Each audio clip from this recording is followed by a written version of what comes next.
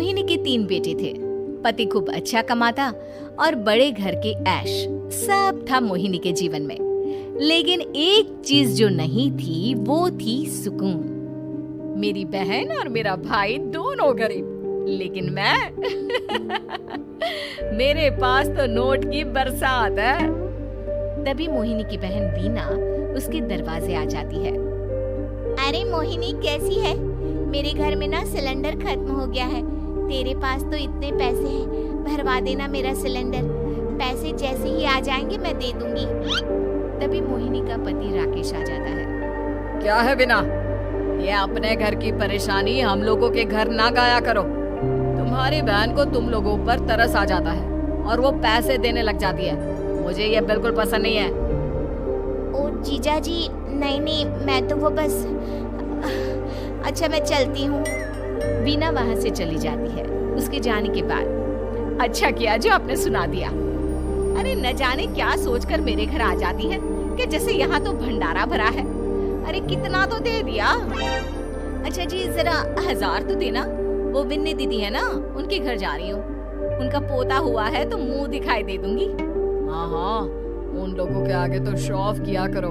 वो खुद को बड़ा अमीर शो करते हैं ना, दिखा दे कि तू भी किसी से कम नहीं है। हाँ जी, इसी के लिए तो जा रही हूँ। मोहिनी तैयार होकर अपनी बुआ की बेटी के घर जाती है, जहाँ उसके पोते का कार्यक्रम चल रहा होता है। वहाँ वीना भी आई होती है। अरे वीना, क्या जरूरत थी यहाँ आने की? तेरे घर पर गैस नहीं है तो वो भरा लेती। क्या करूं मोहिनी, बुआ को बुरा लग जाता नहीं जाती तो। वैसे मेरे पास एक जोड़ा बच्चे का कपड़ा रखा था, वही अपनी चांदी के पायल के साथ देने जा रही हूँ। घर पर गैस थी नहीं, सोचा परिवार यहीं खाना खा लेगा, बाकी सुबह का सुबह देखा जाएगा। मोहिनी को बहन पर दया आ जाती है। वो पर्स से 1000 रुपए निकाल कर दे देती है। ले वीना, लेकिन पैसे वापस कर देना, तेरे जीजाजी हिसाब लेते हैं। मोहिनी भी क्या करती, गरीबी में बहन का सहारा ही उसके जीवन जीने का आधार था। फिर एक रोज, सुनिए, भाई के घर बेटी हुई है, मुझे माँ के पास जाना होगा। अरे उस घर में ना कूलर है ना एसी, कैसे रहोगी तुम? हाँ, वही सोच रही हूँ कि अकेली जाऊं, बच्चों को साथ ना ले जाऊं। चली जाओ, लेकिन ये जो तुम अपने गरीब परिवार से मिलने चली जाती हो ना, मुझे बिल्कुल अच्छा नहीं लगता। पता नहीं मैं भी कैसे मैनेज करती हूँ, लेकिन क्या करूँ। मोहिनी भाई भाभी के घर आती है। मोहिनी, कैसे आना हुआ? तू यहाँ हम लोगों के घर रह लेगी या फिर किसी होटल में रहेगी? क्या हो गया है माँ? मोहिनी को क्यों ऐसे बोल रहे हैं आप? अरे तू नहीं जानती अपनी ननद को, पैसे वाली है ना, तो ऐड कुछ ज्यादा ही है। मोहिनी को माँ की बात का बुरा नहीं लगता है, क्योंकि उसे पता ही नहीं चलता कि माँ उसे जली कटी सुना रही है। वो भाभी की बच्ची के साथ लेन देन करती है और वहाँ से चली जाती है। उसके जाने के बाद, माँ क्यों आप मोहिनी को इतनी सारी बातें सुनाती हो? भाई का बेटा बोल पड़ता है। माँ, क्योंकि दादी जानती है कि बुआ के अंदर घमंड है। सही बोल रहा है मोहन, बहू भले तुझे ना दिखता हो, लेकिन मुझे और मोहन को दिखता है कि वो कितनी घमंडी है। मोहिनी मायके आती है, जहाँ गरीबी के कारण चीजें कम होती हैं। इस मोहन के बच्चे को काम पर लगा दो ना, किसी दुकान या किसी होटल में। बर्तन धो लिया करेगा, कम से कम 4 पैसे और आएंगे घर में।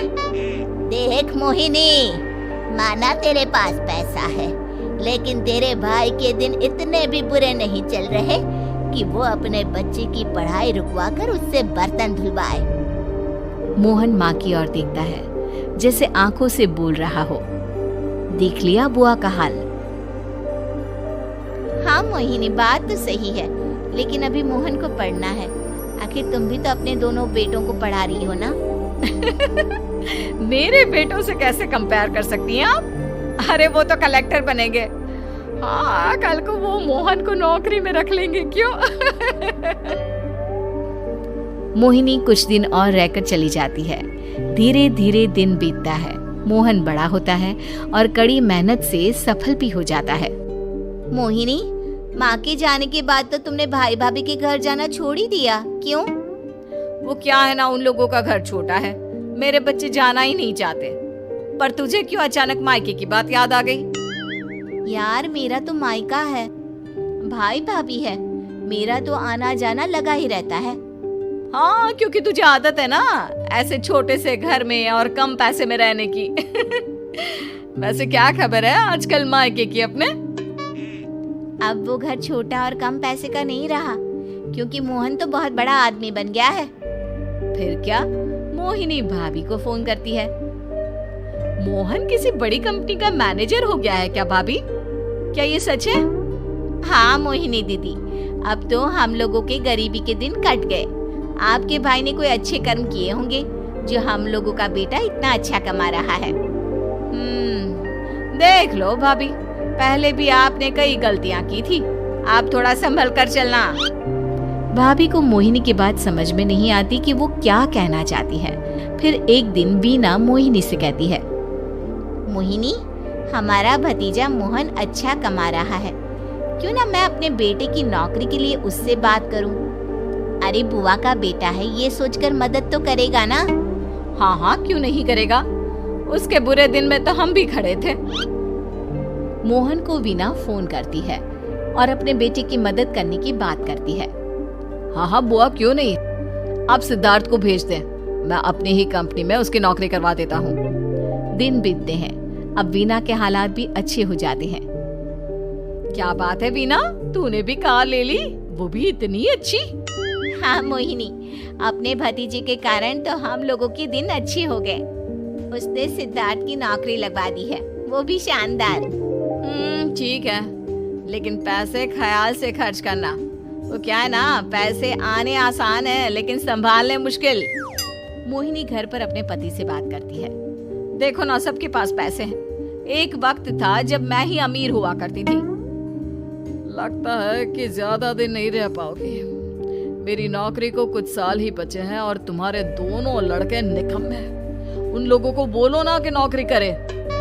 तभी वहाँ मोहिनी के बेटे भी आ जाते हैं। अरे हमें क्या मोहन समझा है जो दिन रात गधे की तरह काम करते रहे? खैर, दिन फिरते हैं और मोहिनी के पति की नौकरी भी खत्म हो जाती है।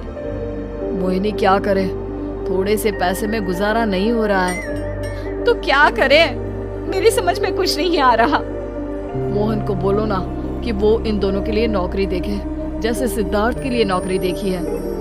मोहिनी क्या कहती, उसे अपने वो दिन याद आ जाते हैं जब उसने भाभी से मोहन को नौकर बनने की सलाह दी थी।